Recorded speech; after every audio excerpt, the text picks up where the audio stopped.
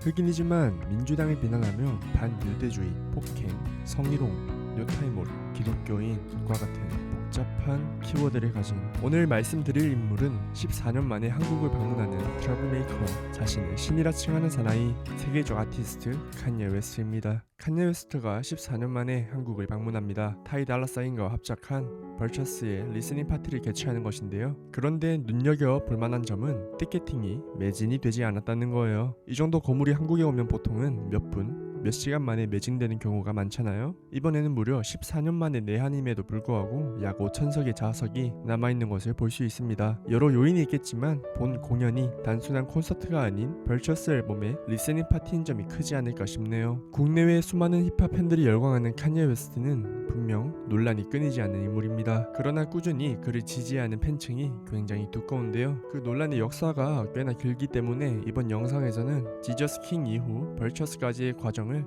간략하게 다뤄보도록 하겠습니다. 우선 돈다가 어떤 앨범이냐, 칸예 웨스트 어머니 성함이 돈다 웨스트예요. 칸예는 어머니 돈다를 정신적 지주로 의지하며 둘은 매우 각별한 사이였습니다. 그러나 2007년 돈다 웨스트가 성형수술 부작용으로 사망합니다. 예상치 못한 어머니의 부고에 칸예는 큰 충격을 받았고 이후 조울증에 시달리게 돼요. 2019년 지저스 이즈 킹을 발매하며 회심을 하는데, 당시 칸예는 이 공연은 예수님을 위한 자리야, 그분의 빛을 밝히는 자리지, 우리가 하는 일은 나 자신을 완전히 낮추고 겸손한 마음으로 예수님께 예배드리는 거야 라고 말할 정도로 기독교의 진심이었습니다. 자신의 전담 목사 애덤 타이슨에게 가사를 검수받고 앞으로 본인의 앨범에는 욕이 들어가지 않을 것이라며 하나님의 선하심과 위대하심을 알리는 데 힘쓸 것이라던 칸예. 그러나 그의 조울증이 2020년부터 악화되기 시작합니다. 칸예는 킴 카다시안이 장녀 노스웨스트를 임신했을 때 낙태를 하려 했었다고 언급하는가 하면, 킴 카다시안의 처가를 백인 우월주의라 욕하는 등 평소 가족을 아끼는 애처가의 이미지와는 상반된 모습을 보입니다. 결국 2021년 2월 칸예의 행보에 참지 못한 카다시안은 이혼 신청을 했지만 8월에는 돈다 리스닝 파티에 참여하는 등 둘의 사이는 아슬아슬하게 흘러가요. 수차례의 발매 연기 끝에 2021년 8월 29일 돈다가 정식 발매됩니다. 힙합과 가스펠을 기반으로 제작하여 다양한 장르를 녹여든 앨범은 어머니 돈다에게 헌정하는 앨범이었으며 때문에 욕설이 단 하나도 들어가지 않았습니다. 그런데 발매에 대하여 칸예는 유니버셜 스튜디오가 자신의 승인 없이 발매했다고 밝혔으며, 이에 앨범의 반응 또한 미완성 상태라는 이야기가 많이 존재했습니다. 돈다는 9월 28일 수정을 거쳐 11월 15일 디럭스 버전이 발매됩니다. 돈다에 대한 반응은 어땠을까요? 당시 힙합 팬들은 광란의 도가니였습니다. 칸예가 워낙 발매를 미루기도 하고 발매 또한 기습적으로 발매하였기에 돈다의 발매일 스포티파이의 앨범 공개 첫날 많이 스트리밍된 앨범 순위 중 드레이크의 스콜피언에 이어 2위를 차지합니다. 스트리밍 건수는 9,500만으로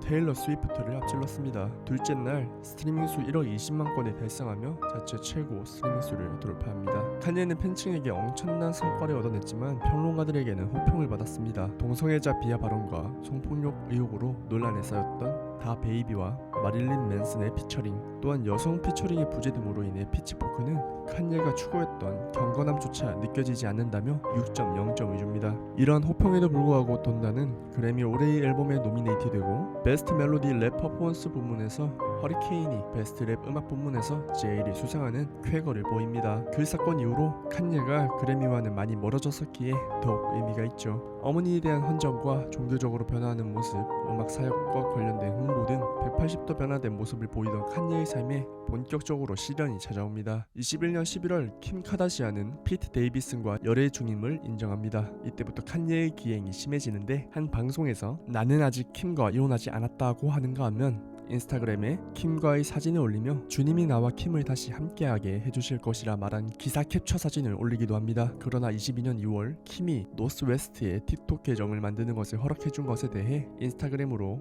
킴과 설전을 하는가 하면 피트 데이비슨, 킴 카다시안, 빌리 아일리시, 테일러 스위프트를 저격하는 게시물을 올리기도 합니다. 이후로도 칸예는 기행을 보이며 미국 내 비호감 이미지가 강했던 킴에게 동정 여론이 생겨나는 현상까지 나타나는데, 2023년 느닷없이 칸예가 혼인했다는 소식이 전해집니다. 그 대상은 이지의 총괄 건축가였던 비앙카 센소리, 95년생으로 무려 18살 차이가 나는 호주 국적의 건축가입니다. 23년 8월에는 이탈리아 베네스에서 보트를 타며 비앙카가 칸예에게 성행위를 하는 모습이 파파라치를 통해 공개되는 등 칸예의 기행은 이어집니다. 이러한 문제들과 별개로 칸예는 계속해서 나락에 뛰어듭니다. 앞서 이야기했듯 칸예는 심각한 조울증을 앓고 있었는데 그 강도가 일상생활 중에 갑자기 소리를 지르는 등의 행위는 아무것도 아닌 정도. 그리고 2022년 칸예는 반유대주의 발언을 하기 시작하며 본격적으로 외톨이가 됩니다. 칸예는 여기서 멈추지 않고 인스타그램을 통해 파프데디와의 발언을 게시하며 반유대주의적인 발언을 시작합니다.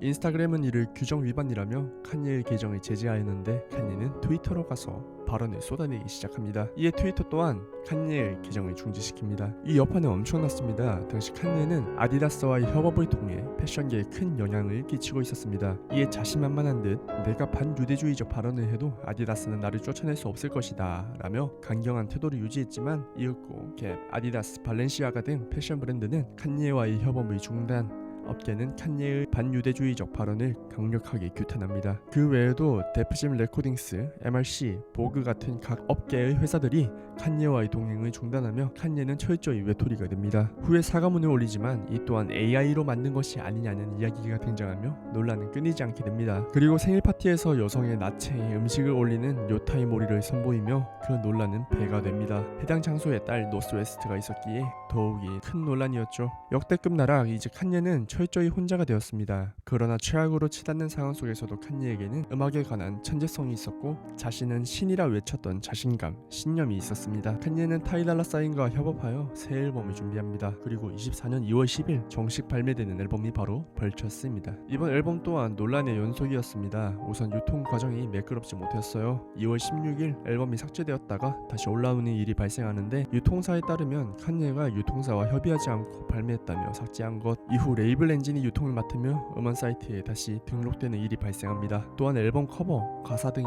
논란을 일으킵니다. 그러나 칸예는 자신에 대한 비판에 대해 정면 돌파를 선택하는데요. 유대인, 예수, 테일러 스위프트, 살인, 강간으로 논란을 일으킨 몇몇의 범죄자들을 언급하기도 하며 광역, 어그로를 시전합니다. 특히나 이전 작품들에 비해 가사가 굉장히 외설적으로 변화했다는 점 또한 눈여겨볼 만한 점입니다. 더 이상 하나님을 경건히 찬양하는 칸예의 모습은 볼 수 없었죠. 앞서 지저스 이즈 킹 등에서 앞으로 앨범에 욕설은 없을 것이라던 모습과는 달리 상반된 행보를 보이는 칸예는 이러한 논란 속에서도 한국을 포함한 72개국 애플 차트 1위를 달성했으며 커리어 사상 최초로 스포티파이 최다 재생 아티스트 1위, 빌보드 1위를 하는 등 쾌거를 이룹니다. 칸예는 벌처스를 통해 진정 홀로서기에 성공했습니다. 앨범 발매가 중간 단계를 걸치는 것이 아닌 유통사와 직접 진행하고 자신의 브랜드 이지를 본격적으로 키우기 시작합니다. 벌처스에 관한 의류 등 굿즈를 독자적으로 판매하며 슈퍼볼에 광고를 게시하는 등 상업적으로 큰 노력을 가합니다. 두터운 팬층을 기반으로 한 리스닝 파티를 계속해서 열고 8월 3일에는 벌처스2를 선보이며 14년 만에 내한까지 하는 등 활발한 행보를 보이기 시작한 칸예 웨스트. 비록 앨범은 이전과 다른 분위기를 띠지만 일명 고해성사곡으로 계속해서 좋은 반응을 이끌어낸 칸예기에 앞으로의 행보가 더욱 기대됩니다. 지난번 칸예가 한국을 방문했을 때 갖가지 짤을 만들며 화제가 되었는데 과연 이번에는 어떤 모습을 보여줄지 기대가 되네요. 개인적으로 칸예의 부드럽고 대중적인 무드를 좋아합니다. 구독과 좋아요 부탁드리며 저는 더 좋은 영상으로 돌아오도록 하겠습니다.